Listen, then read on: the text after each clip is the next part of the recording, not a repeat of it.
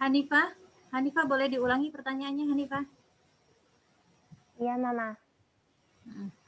Tadi kan di slide ada penyelesaian yang bagian pertama sama penyelesaian yang metode gitu. Nah, itu tuh yang penyelesaian bagian pertama itu apakah termasuk dari penyelesaian metode gitu, Mah? Apa beda gitu? Slide yang metode yang mana? Metode penyelesaiannya kan ada dengan baik. Yang pertama ini di pemakalah kurang bahwa penyelesaian model pertama adalah penyelesaian model al-jam' wa taufik, pengkompromian. Ya. Jadi metode yang pertama yang digunakan adalah al-jam' wa taufik. Kemudian yang kedua baru dengan metode nasakh. Udah ya? Iya, Mak. Hanya meluruskan aja supaya di yang metode pertama pemakalah kurang mencantumkan kata-kata al-jam' wa taufik atau kompromi. Ya. Udah ya, clear Hanifah? Iya, Ma. Makasih, Ma.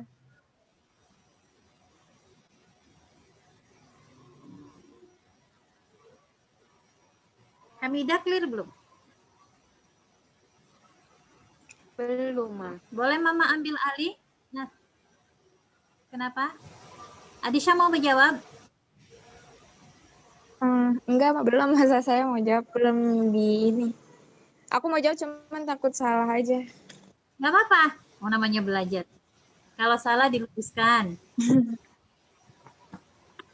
Yang tadi kami udah bilang yang ilmu mukhtalif al-hadis itu mirip nggak sih sama nasih dan mansuh? Kalau yang setahu aku, nasih dan mansuhnya itu dia masuk ke dalam metodenya itu sendiri, metode dari penyelesaian hadis mukhtalif. Ya. Gitu. Hamidah clear. Ya.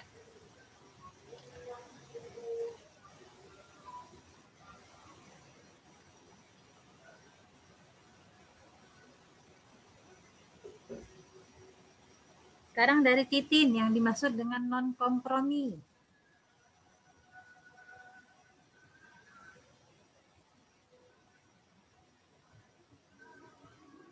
Di slide yang keberapa ada kata-kata non-kompromi.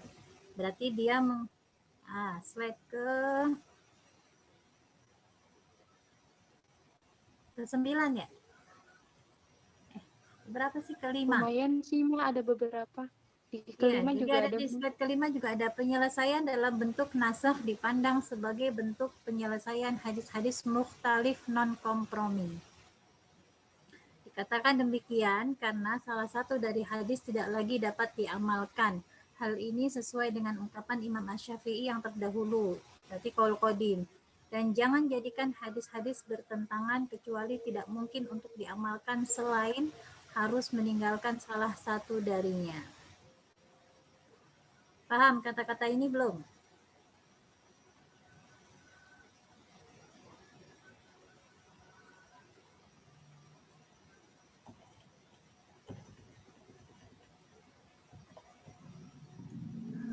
Kiki mau jelasin, Kiki atau Aska?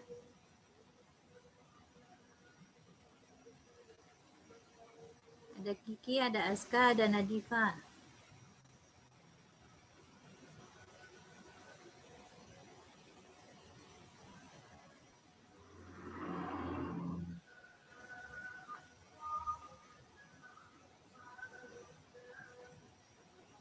Atau pertanyaannya dari Winda? Kak Yunita? Mau ngomong? Aku boleh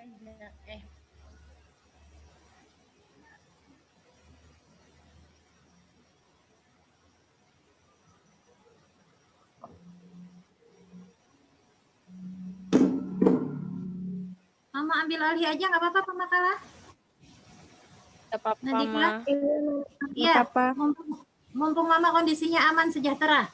Mari kita Mama ambil alih ya. Nggak apa-apa. Ya, Ma. Mama share makalah Mama ya. Ya, Ma. Ilmu taliful hadis. Mumpung yang bayi belum balik, yang ini juga belum. Kelihatan belum makalahnya? Sudah, Kelihatan, Mama. Ma. Oke, bismillahirrahmanirrahim. Hari ini kita ngaji tentang ilmu mukhtaliful hadis. Apa itu mukhtaliful hadis? Buku-buku tentang atau kajian tentang mukhtaliful hadis itu nanti ada 3. Ada tentang teorinya, ilmu mukhtaliful hadis. Ada mencakup hadis-hadis yang mukhtalif. Ya. Ada buku-buku atau kitab-kitab yang khusus membahas tentang hadis-hadis yang mukhtalif, baik yang nanti berbahasa Arab maupun yang berbahasa Indonesia itu banyak. Kemudian ada kajian kitab hadis mukhtalif. Jadi kitab-kitab tentang ilmunya, tentang hadis-hadisnya, kemudian di bawah itu dikaji lagi dua unsur itu, kemudian dikaji lagi sama kajian kitab yang ketiga ini.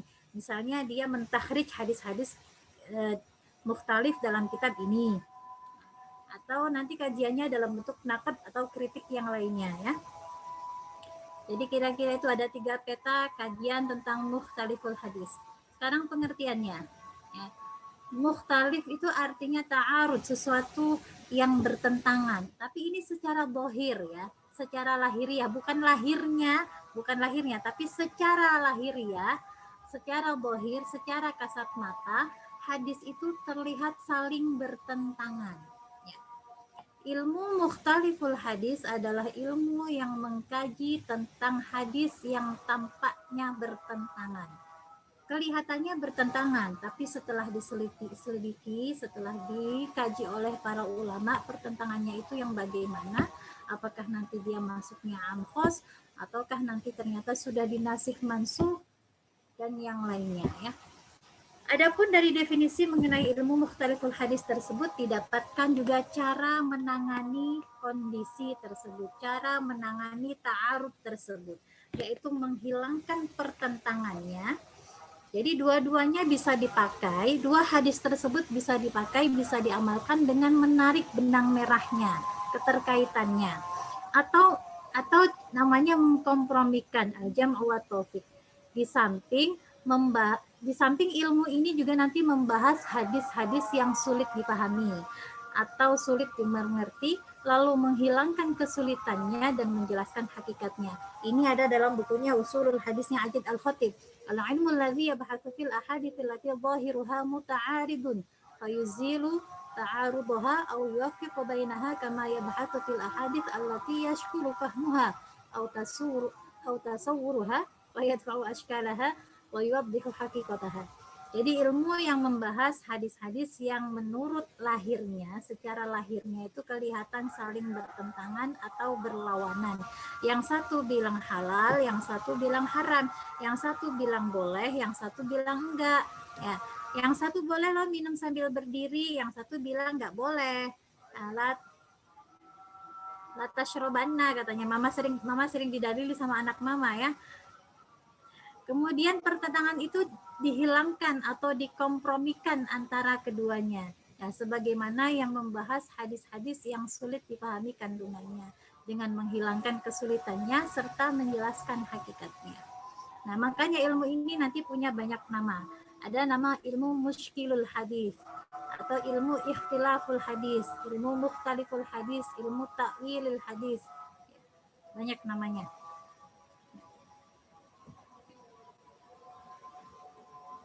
Apa urgensinya belajar tentang ilmu ini?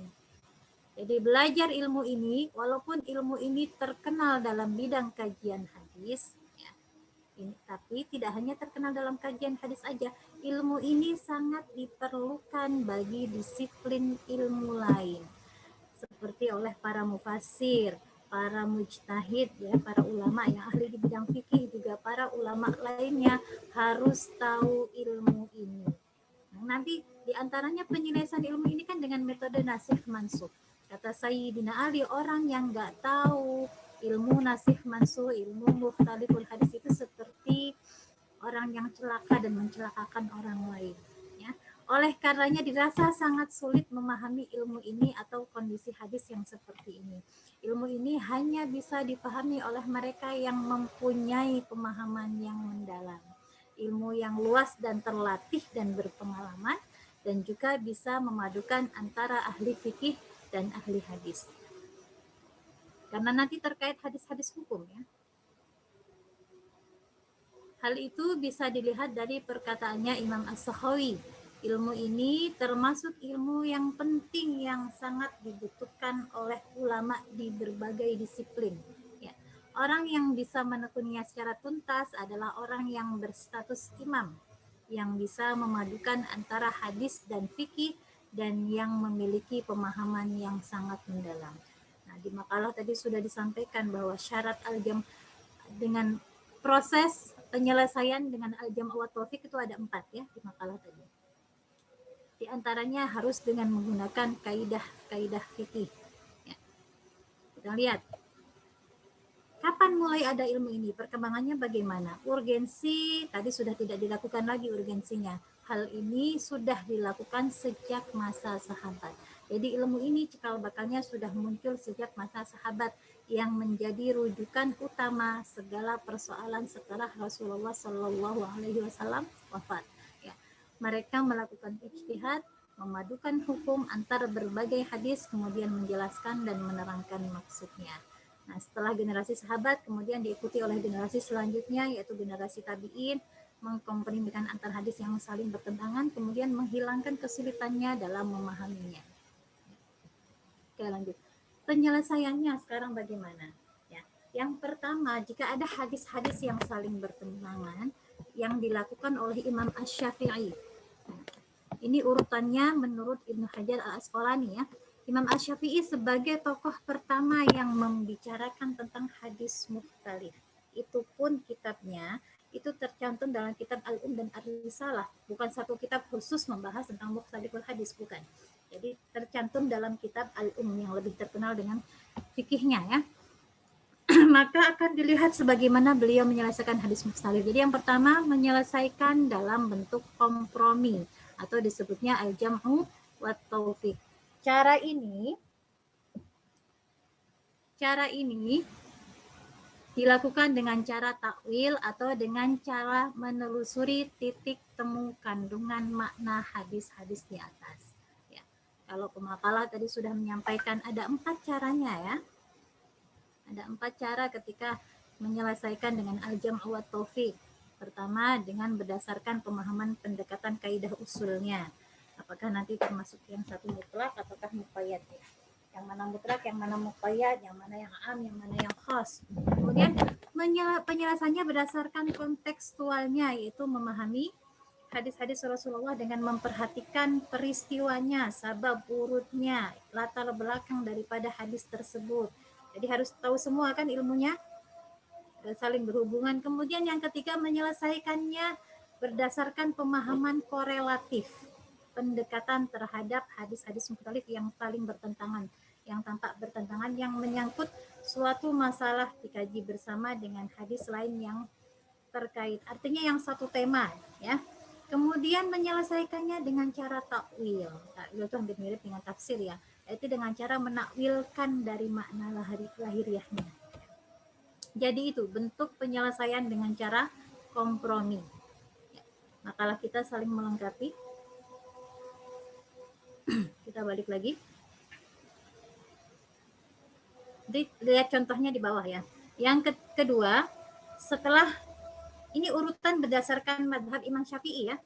Jadi karena nanti ada kalau urutannya madhab Hanafi, yang pertama adalah kalau madhab Hanafi itu pakainya madhab Hanafi dan Hambali nasikh mansukh dulu urutannya. Tapi kalau madhab Syafi'i yang pertama adalah al-jam'u wa taufiq. Nah, sekarang urutan madhab Syafi'i dengan menggunakan nasikh dan mansukh. Kalau nasikh mansukh pada madhab Hanafi didahulukan ya.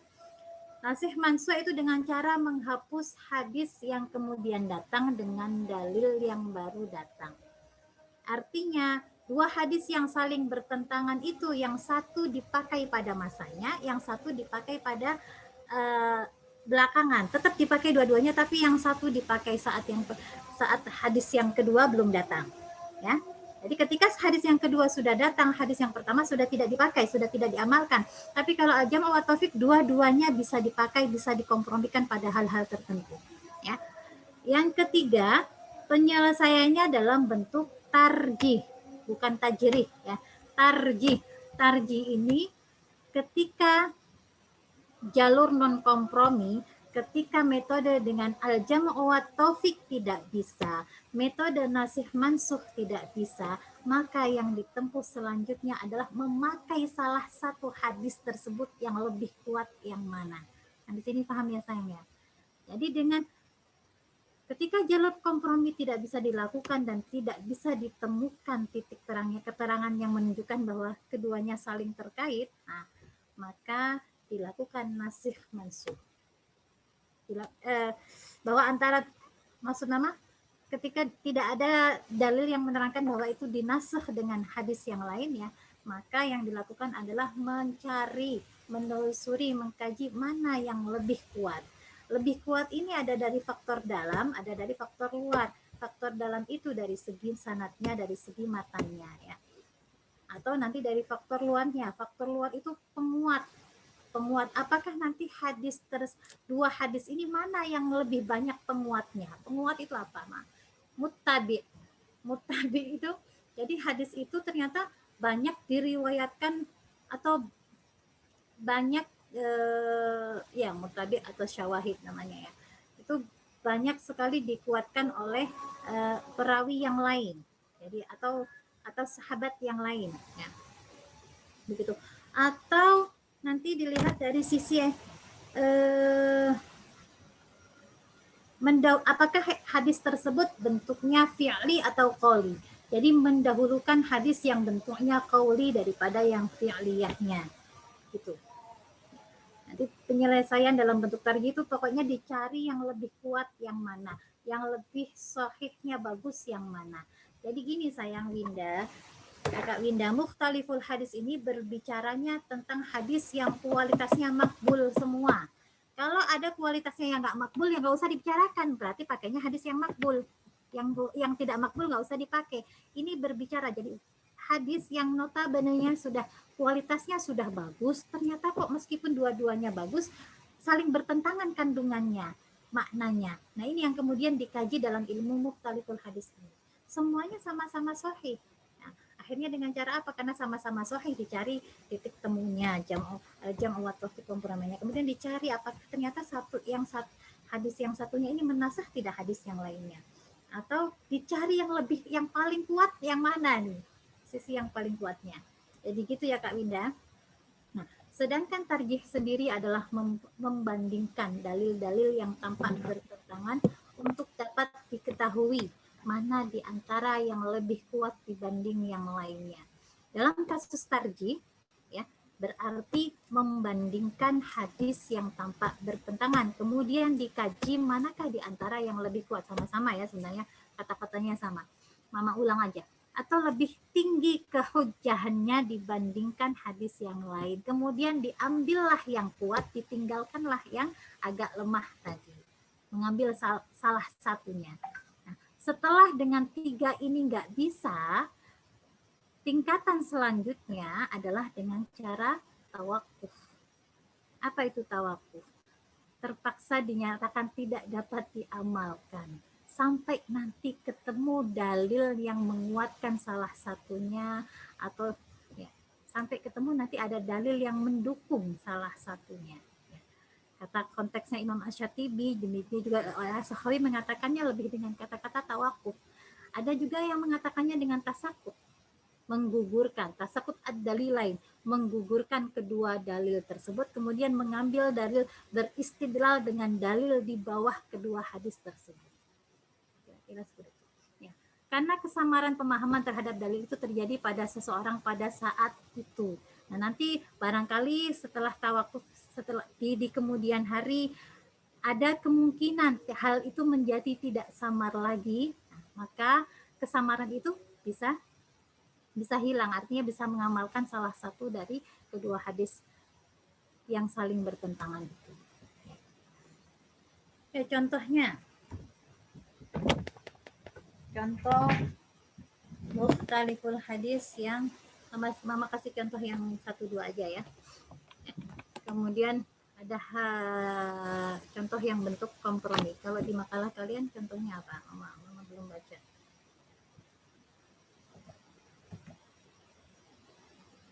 Metode tarikih, hal pokok pentarikihan.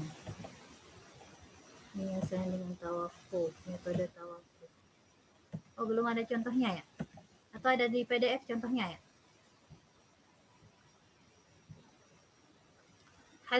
Bismillahirrahmanirrahim. Haddatsana Sa'id bin Abi Maryam.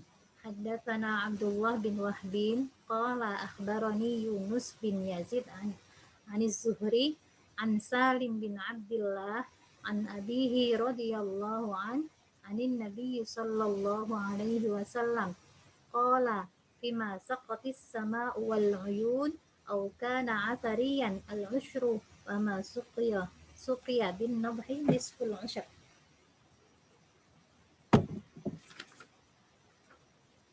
Kemudian ada hadis yang kedua, bunyinya Haddatsana Musaddad, haddatsana Yahya, haddatsana Malik qala haddatsani Muhammad bin Abdullah bin Abdurrahman bin Abi Su'ah an abihi an Abi Sa'id Al-Khudri radhiyallahu an Nabi sallallahu alaihi wasallam qala laisa fima aqallu min khamsati awsuqin shadaqah. Jadi kedua hadis tersebut menyangkut masalah zakat hasil pertanian. Keduanya sama-sama sahih ya. Yang satu dari Sahih Bukhari, yang satu dari Sahih Muslim. Akan tetapi dari keduanya bisa ditimbul kesimpulan yang saling bertentangan jika difahaminya secara terpisah. Jadi kalau ulama, kalau seorang mujtahid bilangnya cuma satu hadis aja, zakat pertanian lo wajib, ya wajib, terkena kewajiban. Hadis pertama menyatakan wajib zakat hasil pertanian secara umum. Jadi semua hasil pertanian mau padi, mau beras, padi sama beras sama ya, mau bawang, apalagi pertanian, pokoknya semua hasil sayur-sayuran, nggak ada pembedaan, nggak ada perbatasan, nggak ada pembatasan. Ya. Semua hasil pertanian itu wajib zakat. Dipakai kan? Hadis itu masih dipakai. Nah, hadis yang kedua ternyata, sedangkan hadis yang kedua menyatakan tidak ada wajib pada hasil pertanian jika tidak mencapai 5 wasak. Jadi ada pembatasan, ada nisab di sana. Ya. Gitu. Tapi keduanya tidak akan ada perbedaan yang signifikan kalau keduanya dapat dipahami secara bersamaan atau dengan cara al-jam' wa tawfiq, kompromi tadi, yaitu keterkaitan yang mana yang am, yang satu sebagai am, yang satu sebagai yang khas, ya. Satu yang umum, kemudian yang satu yang khusus, yang satu yang mutlak dibatasi dengan yang muqayyadnya, yaitu dengan mentaksis keumuman hadis pertama dengan hadis yang kedua. Jadi umum hadis pertama diberlakukan terhadap hasil pertanian yang melebihi batasan yang disebut pada hadis yang kedua, yaitu 5 wasak. Dengan demikian, hadis-hadis tersebut dapat ditemukan pengkompromiannya dengan menarik satu kesimpulan bahwa hasil pertanian yang wajib dikeluarkan zakatnya adalah yang banyaknya mencapai 5 wasak ke atas berdasarkan hadis yang pertama, dan tidak wajib zakat jika hasilnya tidak mencapai nisab tersebut. Oke. Paham sampai sini. Kemudian yang contoh yang kedua yang dengan cara nasikh wal mansukh. Akhbarana Katsir bin Ubaid qala haddatsana Baqiyah an Tsaur. Mama jangan ditinggal tidur ya. Iya, Mas. Siap. Siap, Ma. Bismillahirrahmanirrahim. Siap, Ma. Akhbarana Katsir bin Ubaid Siap, Ma. qala haddatsana Baqiyah an Tsaur bin Yazid an Salih bin Yahya bin Al-Miqdam bin Ma'di Kariba an abihi an jaddihi an Khalid bin Walid. Ya, ini berarti sanad pertamanya Khalid bin Walid. Anna Rasulullah sallallahu alaihi wasallam naha an akli luhumil khayli wal bighali wal hamiri wa kulli dhinabin. Ya, sekarang hadis yang kedua. Jadi Nabi melarang memakan daging kuda. Itu hadis yang pertama. Sanadnya Khalid bin Walid. Haddatsana Qutaibah wa Nasr bin Ali qala haddatsana Sufyan an Amr bin Dinar an Jabir dari Jabir. Qala at'amana Rasulullah sallallahu alaihi wasallam luhumal khayli wa nahana an luhumil humur. Dua hadis di atas ternyata sama kata Jabir kita makan bersama dengan Rasulullah kan ya. Dua hadis di atas terlihat saling bertentangan. Hadis pertama berisi tentang larangan makan daging kuda yang sekaligus menjadikan keharamannya. Hadis kedua menunjukkan kebolehan memakan daging kuda. Gimana ini yang benar yang mana? Pertentangan ini bisa dihilangkan dengan cara nasakh mansukh karena nggak bisa dikompromikan. Ya. Kemudian hukum keharaman makan daging kuda pada hadis yang pertama sudah dinasakh, sudah dihapus hukumnya oleh hukum kebolehan makan daging kuda pada hadis Jabir bin Abdullah. Setelah ditelusuri dengan historisnya, ditelusuri peristiwanya, ya ternyata hadis yang pertama itu datangnya lebih dulu daripada hadis yang kedua. Berarti hadis yang pertama dihapus oleh hadis yang kedua. Apa aja karyanya di bidang ini? Ulama sangat antusias sekali di bidang ini. Banyak ulama yang sudah menyusun dalam kajian ini. Ada yang mencakup hadis yang tampaknya bertentangan secara keseluruhan, ada yang tidak, ada yang membatasi karyanya itu pada pengkompromian hadis-hadis yang bertentangan atau hanya sekedar hadis-hadis yang sulit dipahami saja, muskilul, ya kitab-kitab muskilul athar. Lalu menghilangkan dan menjelaskan maksudnya. Jadi kalau sudah agak sulit dipahami. Karya yang paling pertama adalah Ikhtilaful Hadis karyanya Imam Asy-Syafi'i. Sudah menerangkan bahwa Imam Asy-Syafi'i memang pelopor, masuk dalam pelopor ilmu hadis ya. Meskipun beliau lebih terkenal kepada fikihnya ya, tapi beliau adalah pelopor kajian ulumul hadis karena kajian-kajian ulumul hadisnya ada dalam kitab fikihnya, dalam kitab Al-Um juga dalam kitab Ar-Risalah. Di dalamnya beliau tidak menyebutkan, jadi tidak semua hadis-hadis yang tampak bertentangan disebutkan dalam kitab beliau, tetapi hanya menyebutkan sebagian saja, menjelaskan keseluruhan sanadnya dan memadukan agar bisa dijadikan contoh ulama yang lainnya. Kemudian yang kedua, karyanya diikuti dengan Ta'wil Mukhtaliful Hadis karya Ibnu Qutaibah Ad-Daimuri. Kitab ini disusun untuk menyanggah mereka yang melancarkan beberapa tuduhan kepada ahli hadis dengan hadis yang tampak bertentangan. Maksudnya apa, Mak? Jadi ilmu Mukhtaliful Hadis ini lahir karena kerjaannya orang-orang kayak Qasim bin Abdullah. Siapa itu Qasim? Orang-orang Malaysia.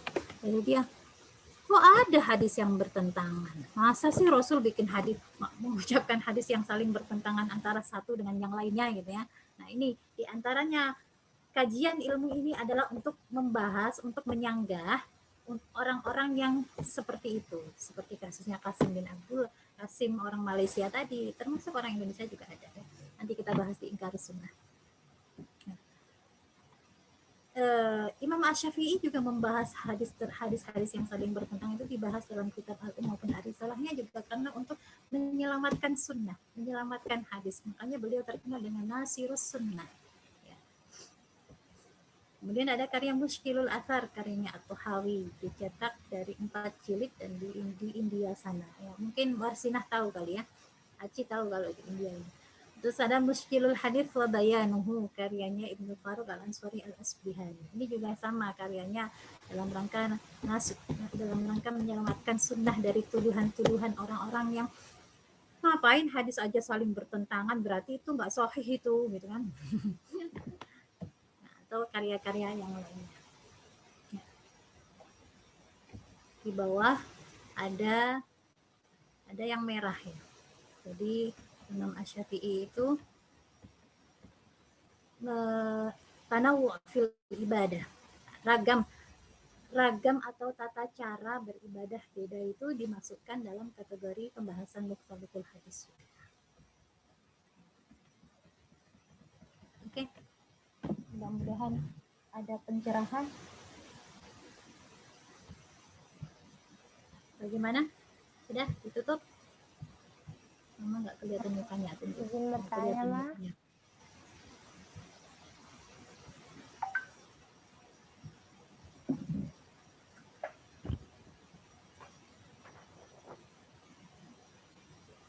Hamidah jelas?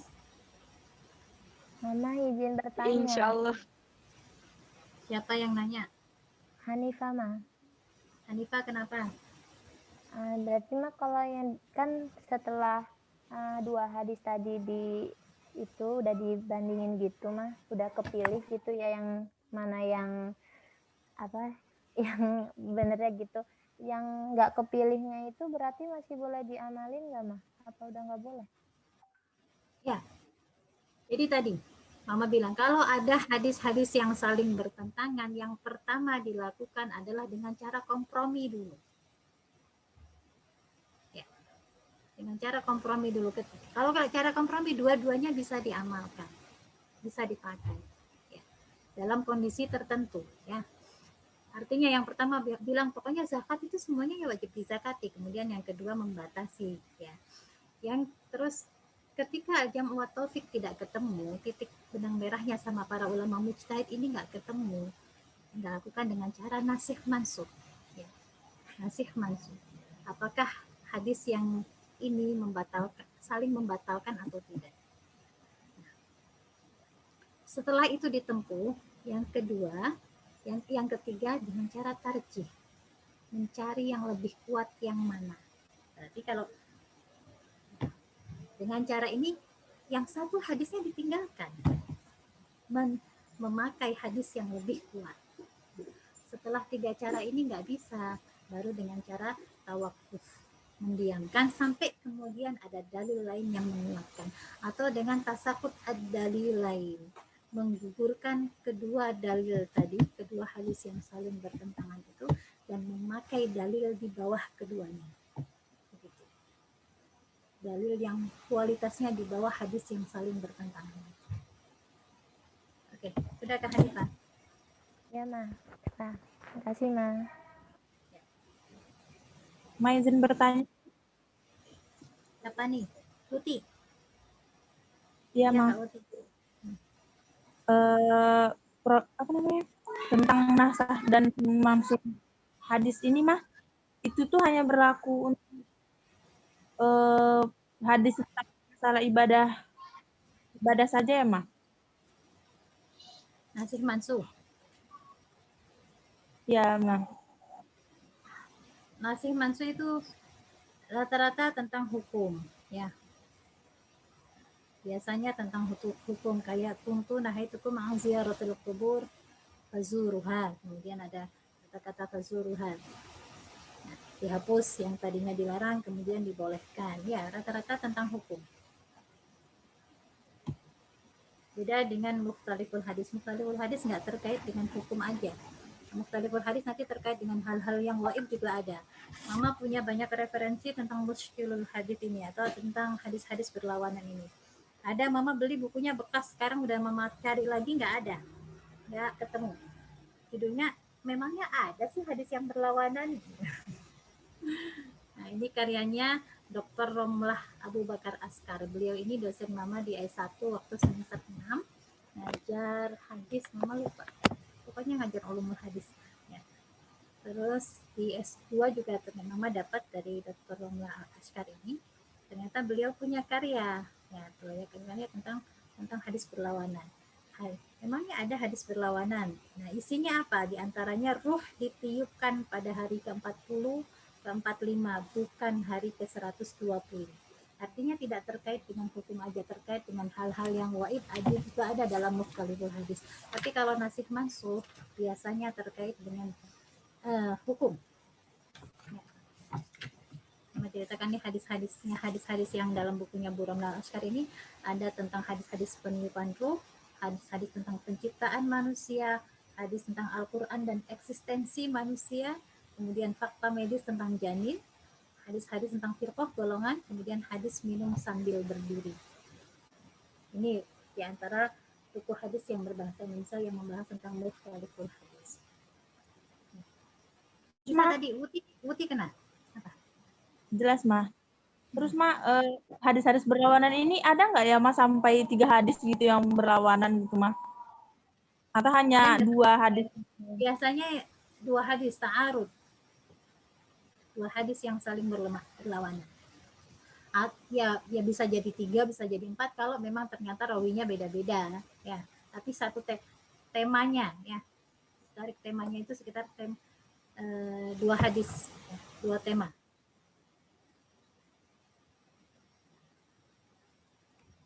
Kemudian ada karyanya Dr. Zuhad, ini juga bagus sayang. Metode pemahaman hadis mukhtalif dan asbabul wurud. Itu juga bagus. Ini karyanya dokter beliau. Yang Mama sampaikan tadi berdasarkan metodenya ulama Syafi'iyah, ulama Hanafiyah ya. Kalau ulama Hanafiyah tadi mendahulukan nasihnya, kalau ulama Syafi'iyah mendahulukan al-jam' wa taufiqnya. Nah, tapi kedua ulama Syafi'iyah, ulama Hanafiyah ini sebenarnya memakai yang keempat, metode yang paling akhir itu dengan at-tasaqut ad-dalilain.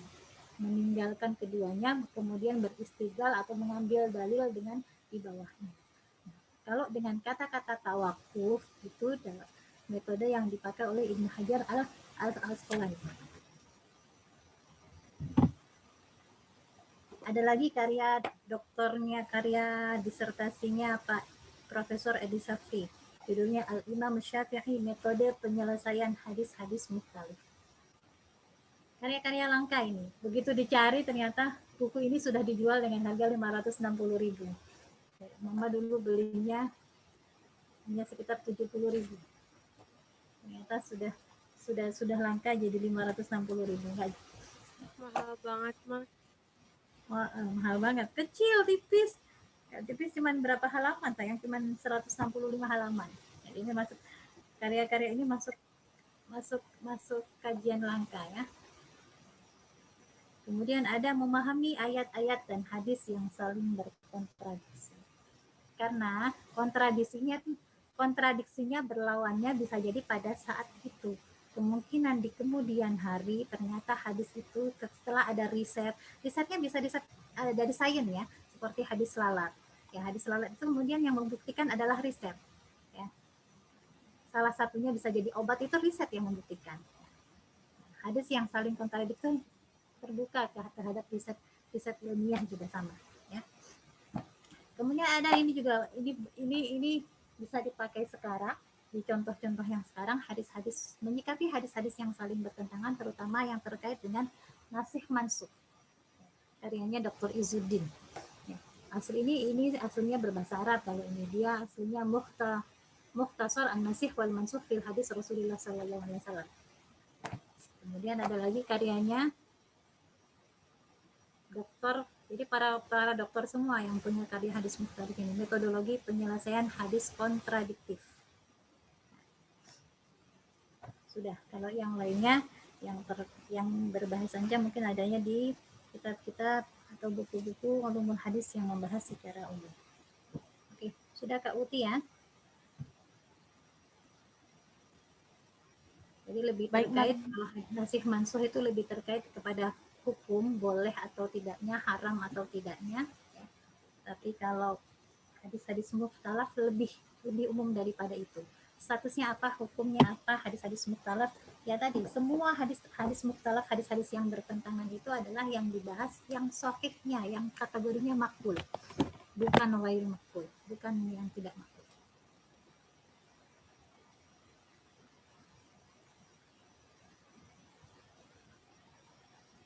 Sudah cukup? Atau ada yang lain? Yuli mau bertanya. Apa Yuli? Yuli aja. Itu mah, jadi kalau misalkan mukhtaliful hadis ini dia kalau nggak ketemu dengan cara kompromi, nasakh, terus hadis itu nggak bisa dengan Al-Quran ya, Mah?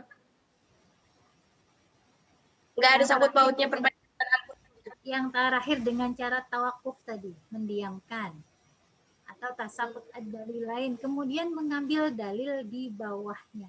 Ya kalau dari Al-Quran udah pasti, Al-Quran dalilnya di atasnya hadis kan. Nah, setelah Iya gitu, Mah. Iya, kalau dari Al-Quran ada yang nggak usah dipertentangkan. Ya, jadi kalau sudah dari Al-Quran nggak ada, kemudian hadis-hadis yang bertentangan yang sahih tadi juga nggak ketemu, ya, nggak ketemu titik temunya, nggak yang mana nasih mansuh juga nggak ketemu, dipakai dalil di bawahnya hadis. Dalil di bawahnya ada hadis itu apa? Ada ijma, ada qiyas, ada ihsan, ada bersalah dan yang lainnya, ya, istihsan dan yang lainnya. Ya. Jadi dipakai dalil di bawahnya itu, di bawahnya hadis apa? Oke Kak Yuli, sudah? Iya, Mah. Makasih, Mah. Apa Win? Mama, Winda izin nanya yang di buku hijau. Nah, itu kan apakah memiliki standarisasi mukhtalif? Itu maksudnya gimana, Mah? Kok ada yang punya standarisasi, tapi ada juga yang enggak? Apa sih buku hijau yang mana Win? Ini, Mah. Oh, buku hijaunya Pak Mahmud Tohan ya? Heeh, Mah. Halaman berapa Yang Win? Bentar, halaman 244. 244. Mama ambil dulu ya, Mama pegang ya.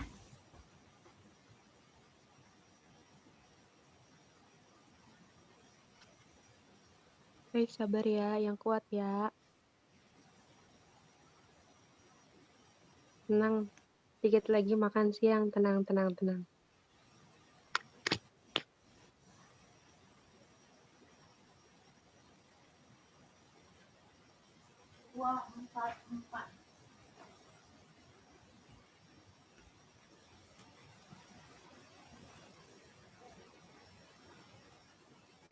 Al-Mukhtalif wal Mukhtalif.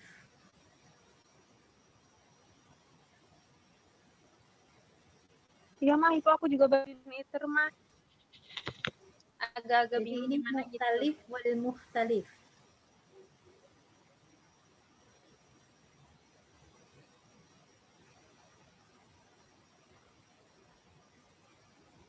Ini nggak ada kaitannya dengan mukhtaliful hadis ya. Ini kaitannya dengan nama-nama perawi. Mukhtalifnya itu mu'alif, pengarang, perawi. Jadi contohnya nama salam dan salam, yang pertama dengan lam, yang terakhir dengan lam tipis, yang kedua dengan lam yang bertasydid. Itu terkait dengan nama-nama, namanya para perawi. Bukan kajian hadis-hadis yang berlawanan. Ya. Itu yang di Mahmud At-Tohan atau Syainuruddin, Mah? Mahmud At-Tohan. Oh, soalnya sama. Sama. Iya, Tapi mukhtalif nggak ada al-mukhtalif. pembahasan kajian hadisnya di sini. Nggak ada pembahasan kajian hadisnya di sini, Mah. Kayak yang di PPT. Kalau di pembahasannya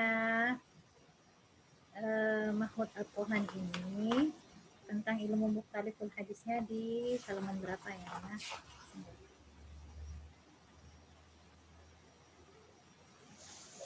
Jadi kalau yang mukhtalif al-mukhtalif itu beda penyebutan dari segi nama nanti, ya. Kalau ini kan yang kita bahas matan yang saling bertentangannya, kandungan hadis yang saling bertentangan. Beda. Oh, kalau di Syainuruddin Itar ada juga deh, Mah. Aku baru ketemu. Ya. Mukhtalif al-Hadis, Mah, judulnya. Nah, itu baru masuk seperti yang kita bahas hari ini. Oke, Winda, kalau di bukunya Syekh Mahmud Tohan ini, Dr. Mahmud Tohan ini, mukhtaliful hadisnya ada di halaman 67.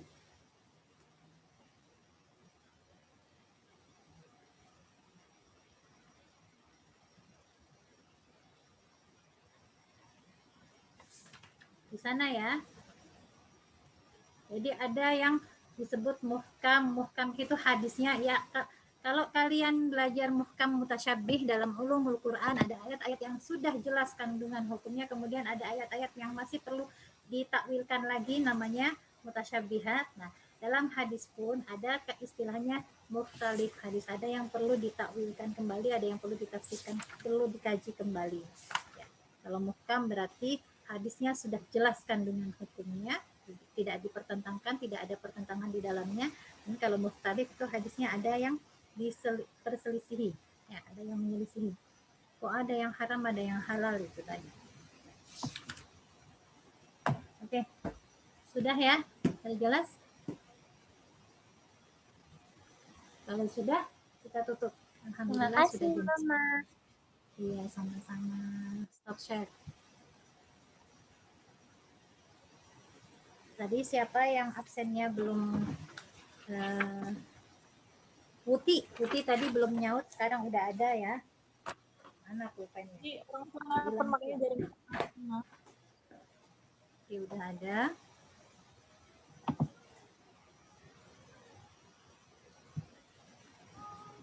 Cindy hadir ya, Ma? Mariam ada belum?